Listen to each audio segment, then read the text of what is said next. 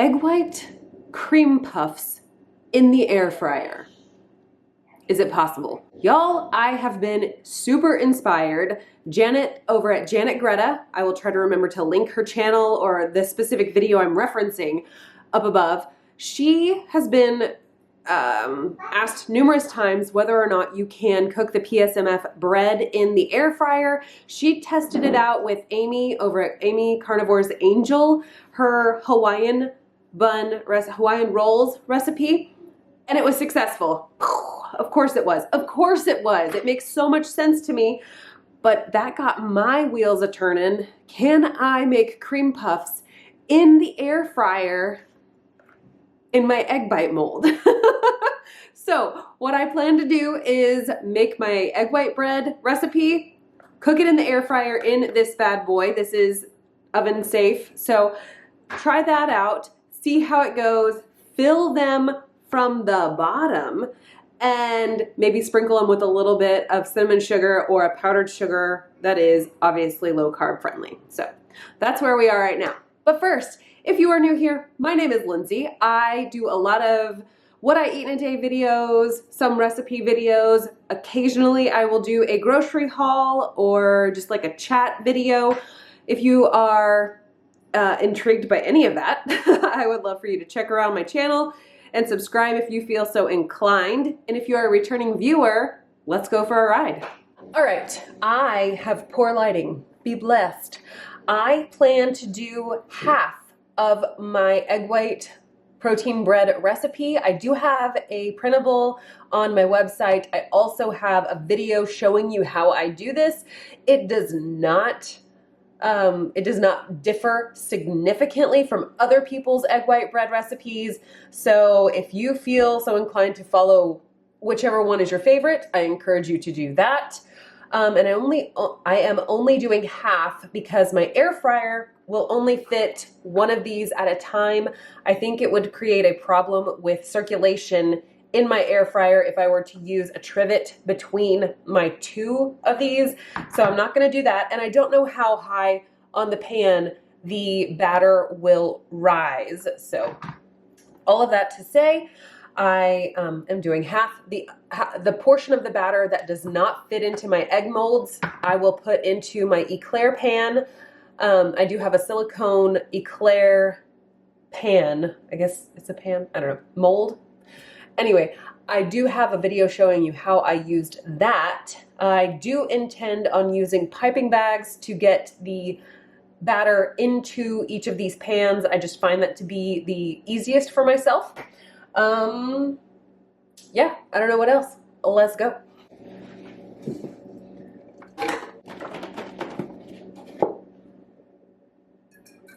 Okay, I only have enough for 1/3 of my recipe, so that's what we are going to do. It will be just fine and dandy.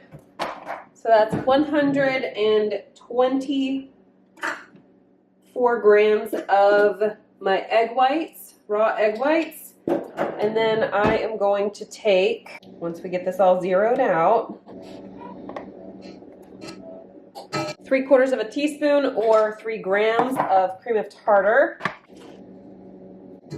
a scant 1/4 teaspoon of salt, and allulose. Now I do want these to be a sweet treat, so instead of doing 1/3 of the volume of allulose, let's do half.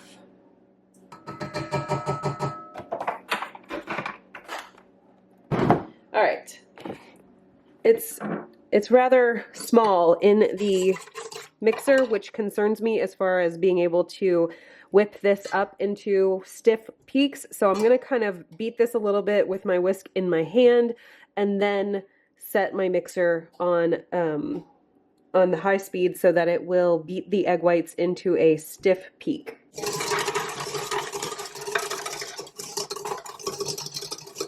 I have them frothy, and I hope that gives enough grip to my whisk attachment with my KitchenAid.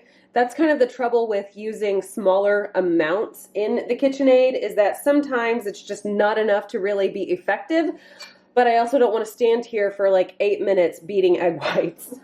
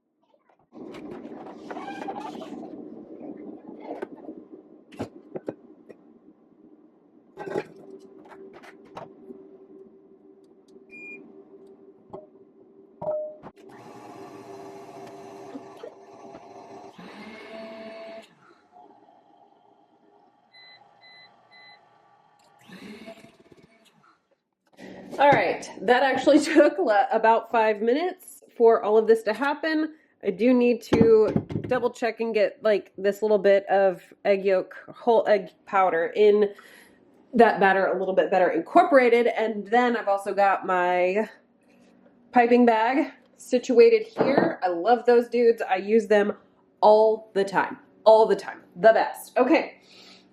Allow me to situate yourself. Let's see what we can't do here. There, that might be better. Okay.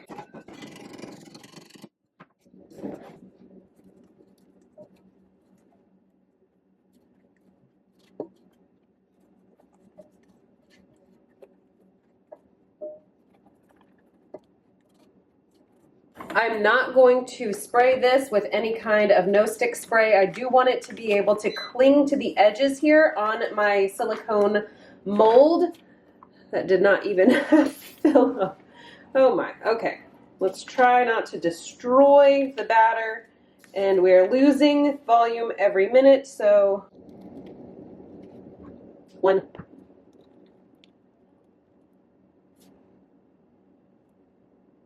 Two.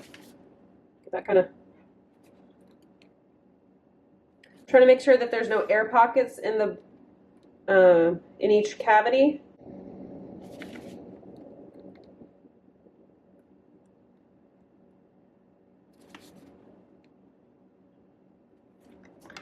Ta-da!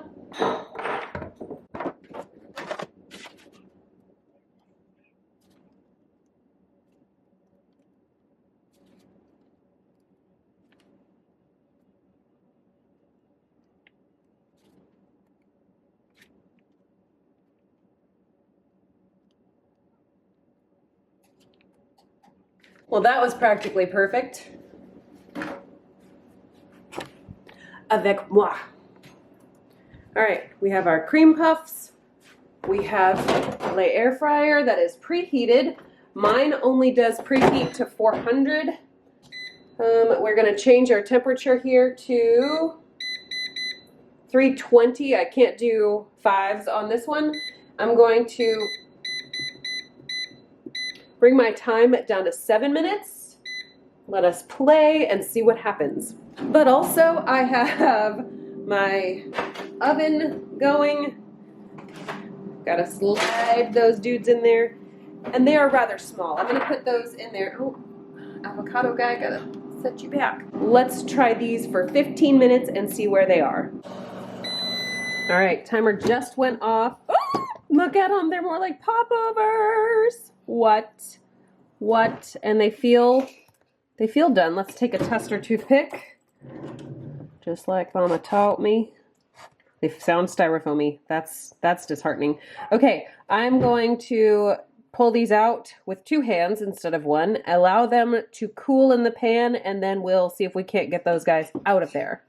These are still somewhat hot, but I noticed whenever I kind of manipulate the outside edges, I was just trying to see if they would pull off. Goodness, that's hot. Okay. Just testing it out to see what the situation was. They do pull apart cleanly from the edge, whenever I'm tugging on it while it's still hot. I don't know what that'll be like once they have fully cooled, but again, this is an experiment.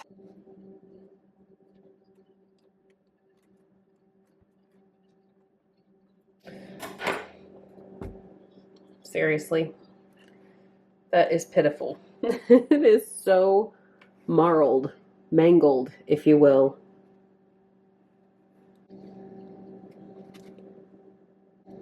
We try again.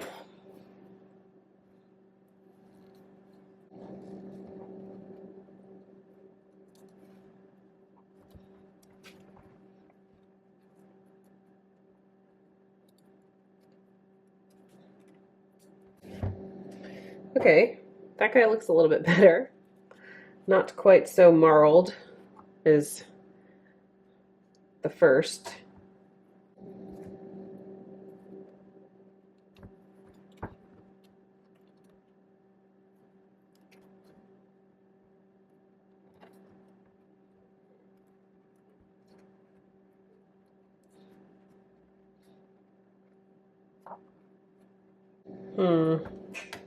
Definitely should spray the very bottom one next time, or like the bottoms of each of these little wells.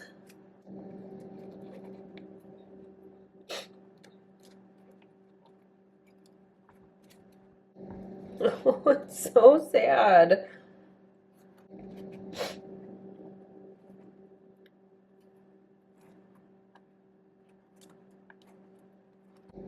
Ugh.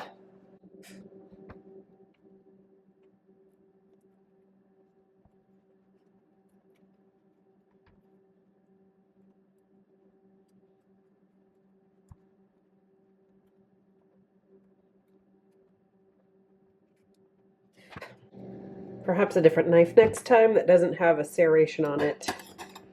Okay, I'm gonna let those continue to cool. Ugh, so irritating.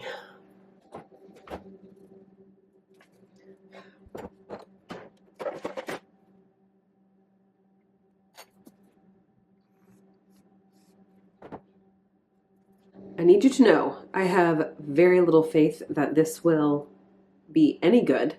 For some reason, it smells like super eggy to me, and that's not normally the case. So I don't know if just changing the recipe and cutting it into a third was the right choice or not. So, oh well. All I have done is inserted some regular old heavy whipping cream, no sweetener or anything like that added to it, into, I've got that in my dispenser here. I still have made no headway on my dairy-free whipped cream, so I'm using what I have access to, because the custard filling I would normally fill the eclairs with is in the fridge trying to cool down and solidify. So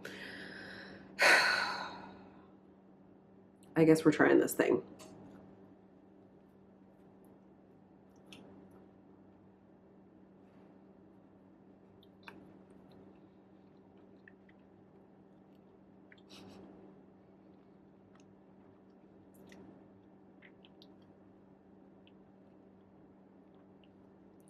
It's not bad.